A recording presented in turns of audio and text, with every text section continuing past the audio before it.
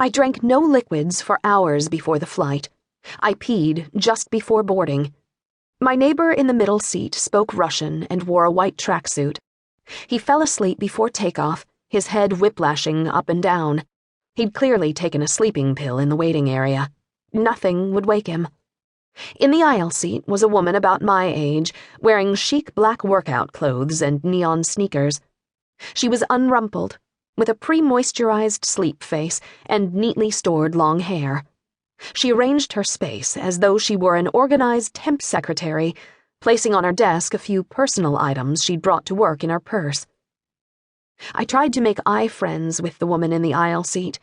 I wanted her to acknowledge me, and for us both to recognize and express surprise over the man sleeping so soundly between us.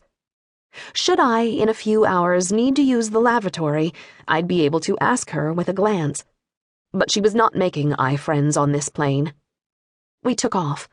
I listened to music and counted the number of songs it took for the lights of LA to completely disappear behind us. The woman in the aisle seat put on her eye mask. Less than an hour into the flight, I needed to pee. I shifted positions. I took a Xanax. The urge grew worse. I started to panic. I took another Xanax. I became more awake than ever. I tried to override my body with meditation. I failed. I thought I'd distract myself with a movie, but the backseat monitor was broken. Reading was too interior an activity. It only brought me closer to the irritation site. I tried to outsmart the situation. How could I pee without leaving my seat? My options were limited. Really, there was but one option, to pee in the air sickness bag. This seemed a very sound plan. It was so sound, I was surprised it wasn't usual practice. Air sickness bags are water-resistant. An air sickness bag could be folded neatly and stored under the seat until I could get to the lavatory to dispose of it. I would never hand it to an air steward. I was not wearing the ideal clothing for this maneuver, the ideal being no clothing. I was wearing jeans. Fortunately, I had a big sweater. I draped this over me, performed a shimmy, and then rested, naked to the knees under my sweater, while I planned the next move. I needed to crouch between my seat and the seat in front of me, but there was not enough room for this. I turned sideways, which meant my face was basically pressed into the lap of the white tracksuit guy, but he was so totally asleep. This incipient blowjob position would embarrass no one but me. I hunched between the seats. I put my face inches from the Russian guy's crotch. I opened the air sickness bag.